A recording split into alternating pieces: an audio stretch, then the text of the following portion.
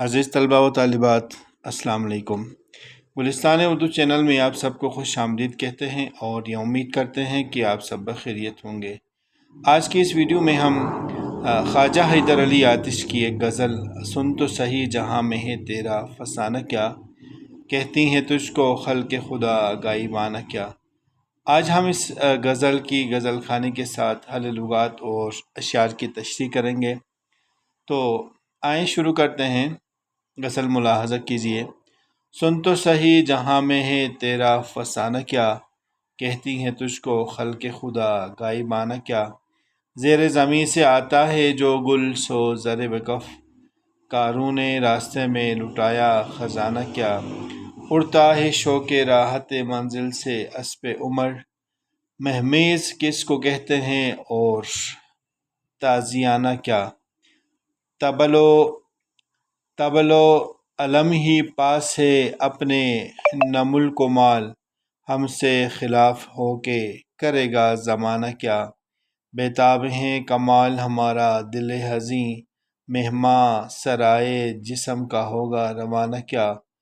یا مدعی حسد سے نہ دے داد تو نہ دے، آتش غزل یہ تو نے کہی عاشقانہ کیا۔ شعر نمبر 1 ہے۔ سن تو سہی جہاں میں تیرا فسانہ کیا، کہتی ہیں تجھ کو خلق خدا غائبانہ کیا۔ فسانہ کہانی کو کہتے ہیں یا افسانہ کہانی کو کہتے ہیں۔ خلق خدا، خدا کی مخلوق، لوگ، عوام الناس۔ غائبانہ غیر حاضر، یعنی وہ لوگ جو موجود نہ ہوں۔ تشریح طلب شعر میں شاعر اپنے محبوب سے مخاطب ہو کر کہتا ہے کہ ذرا سن تو سہی کہ دنیا میں تیرے بارے میں کیسی کیسی کہانیاں مشہور ہیں، اور لوگ تیرے بارے میں تیری غیر موجودگی میں کیا کچھ کہتے ہیں۔ دنیا والوں کا طریقہ ہے کہ وہ کسی کے سامنے اس کی خامیاں بیان نہیں کرتے۔ اول تو اس وجہ سے کہ کسی کے منہ پر اس کی برائی کرنا اخلاقی طور پر معیوب سمجھا جاتا ہے۔ دوسری وجہ یہ ہے کہ بعض اوقات کسی مصلحت، خوف یا لالچ کی وجہ سے بھی انسان کسی کے سامنے اس کے بارے میں سچ نہیں بول سکتا، لیکن اس کی غیر حاضری میں اس کے بارے میں سچی رائے ظاہر کر دی جاتی ہے۔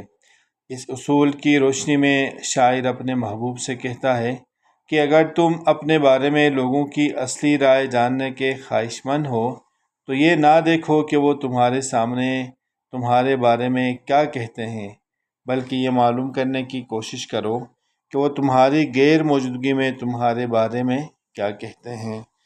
شعر نمبر 2۔ زیر زمیں سے آتا ہے جو گل سو زر بکف، کاروں نے راستے میں لٹایا خزانہ کیا۔ زیر زمیں، زمیں کے نیچے، گل پھول کو کہتے ہیں، زر بکف یعنی ہاتھوں میں سونا لیے۔ کاروں حضرت موسیٰ علیہ السلام کے زمانے کا ایک امیر شخص۔ تشریح طلب شعر میں شاعر نے استعارہ اور تلمیح کا بڑا خوبصورت استعمال کیا ہے۔ استعارہ دراصل تشبیہ کی ایک صورت ہے جس میں ایک چیز کو دوسری چیز فرض کر لیا جاتا ہے، جبکہ تلمیح کا مطلب یہ ہے کہ شعر میں کسی ایک لفظ کے ذریعے کسی واقعے کی طرف اشارہ کیا جائے۔ اس شعر میں قارون کی تلمیح استعمال ہوئی ہے۔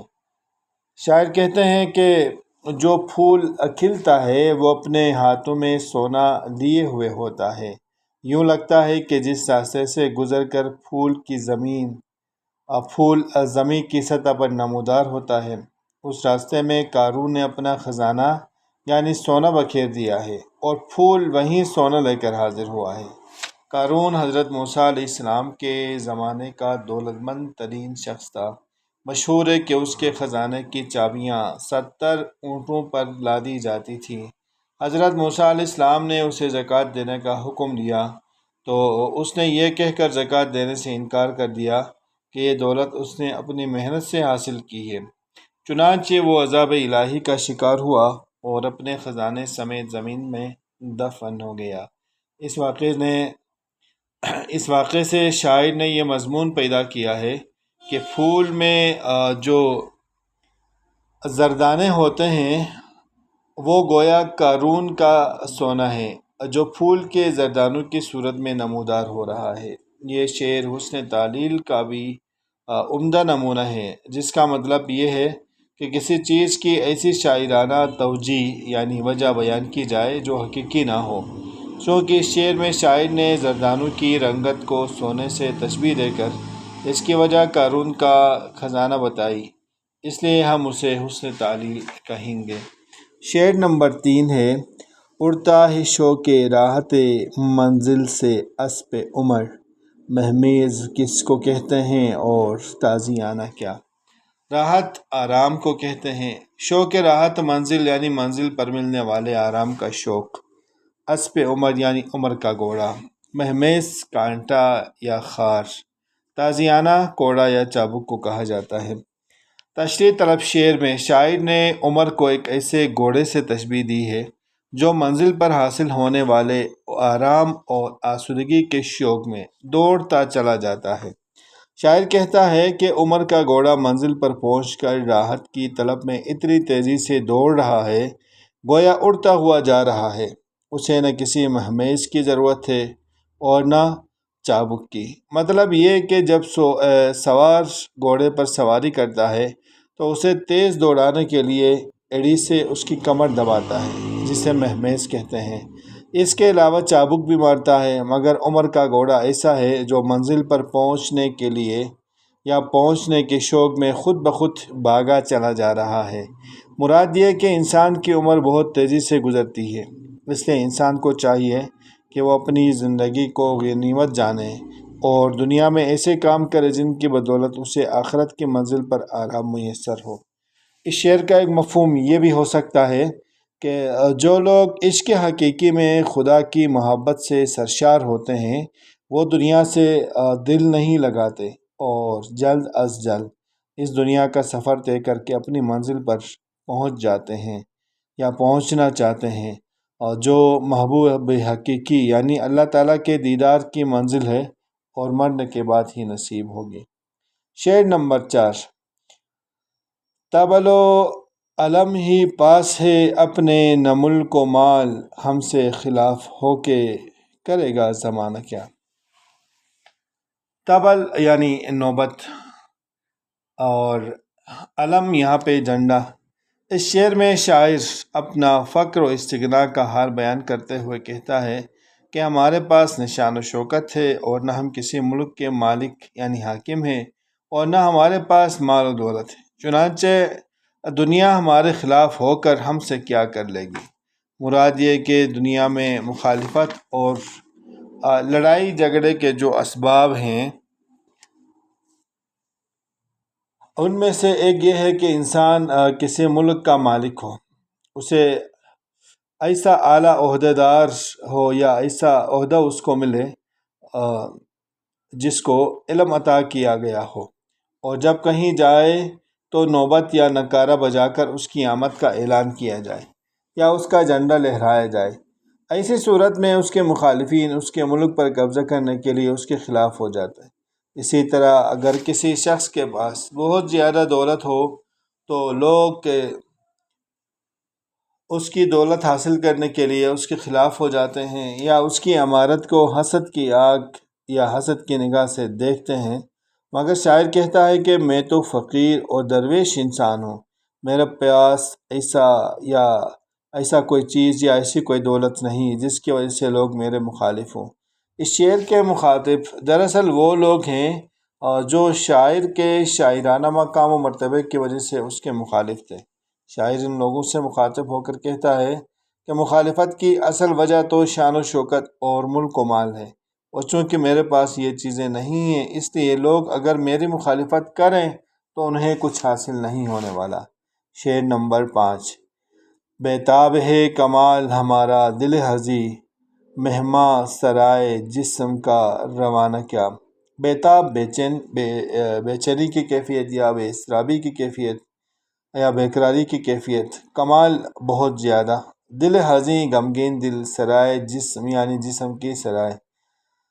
تشریح طلب شعر میں شاعر کہتے ہیں کہ میرا دل، میرا اداس دل یہ سوچ کر بے چین ہے کہ نہ جانے اسے کب تک جسم کی سرائے میں رہنا ہوگا۔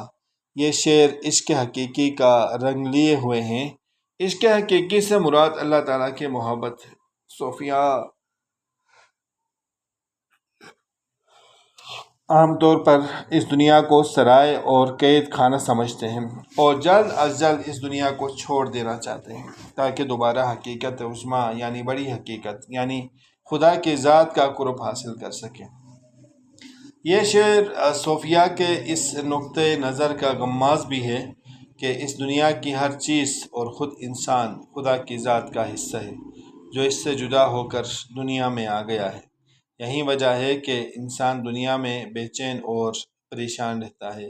انسان کی بے چینی اس وقت ختم ہوتی ہے جب وہ اس دنیا کو چھوڑ کر دوبارہ ذات حقیقی کا قرب حاصل کر لیتا ہے۔ چنانچہ شاعر کہتا ہے کہ جس طرح مہمان کسی سرائے میں زیادہ دن نہیں ٹھہرنا چاہتا اور سرائے کو چھوڑ کر جلد از جلد منزل پر پہنچنا چاہتا ہے، اسی طرح ہمارے جسم کی سرائے کا مہمان یعنی روح اس سرائے یعنی جسم کو چھوڑ کر اپنے اصلی گھر جانے کے لیے بے چین ہے، اور اب یہ بے چینی انتہا کو پہنچ گئی ہے۔ یہی وجہ ہے کہ ہمارا دل اداس ہے۔ گویا شاعر اس دنیا کو چھوڑ کر منزل حقیقی کی طرف جانے کے لیے بے چین ہے۔ شعر نمبر 6۔ یا مدعی حسد سے نہ دے داد تو نہ دے آتش غزل، یہ تو نے کہیں عاشقانہ کیا، یہ تو نے کہیں عاشقانہ کیا۔ مدعی مخالف، حسد دوسرے کی کامیابی پر جلن ہونا، جیلس ہونا آج کی زبان میں، داد تعریف کو کہتے ہیں۔ مقطع میں شاعر آتش نے شاعرانہ تعلیٰ سے کام لیا۔ جب کوئی شاعر اپنے شعر میں خود اپنی یا اپنے فن کی تعریف کرے تو اسے شاعرانہ تعلیٰ کہتے ہیں۔ بعض اوقات بڑی مبالغہ آمیز ہوتی ہیں، لیکن اس شعر میں شاعر زیادہ مبالغے سے کام نہیں لیتا ہے۔ اس شعر کا مفہوم سمجھنے کے لیے جاننا ضروری ہے کہ آتش کی غزلیں اس طرح کی عاشقانہ غزلیں نہیں ہیں جیسی لکھنؤ کے اکثر شعراء کی۔ چنانچہ لکھنؤ کے بعض شعراء کا خیال تھا کہ آتش کی غزلیں عاشقانہ نہیں ہوتی۔ شاعر اس شعر میں ان شعراء سے مخاطب ہو کر کہتا ہے کہ جو لوگ میرے اشعار پر یہ کہہ کر داد نہیں دیتے کہ میری غزلیں عاشقانہ نہیں ہوتی، ان کا اعتراض درست نہیں ہے۔ میری غزلیں بھی عاشقانہ ہیں، لیکن میرا تصور عشق دیگر شعراء کے تصور عشق سے مختلف ہے۔ عزیز طلباء و طالبات، آج کی اس غزل میں یا آج کی اس ویڈیو میں ہم نے شاعر خواجہ حیدر علی آتش کی ایک غزل سن تو سہی جہاں میں تیرا فسانہ کیا، اس غزل کی غزل خانی کی حل لغات اور اشعار کی تشریح کی۔ امید کرتے ہیں ہماری یہ ویڈیو آپ کے لیے ضرور اور بھرپور مفید ثابت ہوگی۔ اسی طرح کی دیگر ویڈیو سے استفادہ کرنے کے لیے آپ ہمارے ساتھ رہیے۔ خاص طور پہ گلستان اردو چینل پہ آپ نئے ہیں یا پہلے سے دیکھ رہے ہیں لیکن ابھی تک آپ نے سبسکرائب نہیں کیا ہے تو آپ سبسکرائب کریں۔ ملتے ہیں ایک نئی ویڈیو کے ساتھ، تب تک کے لیے اجازت چاہتے ہیں۔ اللہ نگہبان، اپنا ڈھیر سارا خیال رکھیے گا۔ اللہ حافظ۔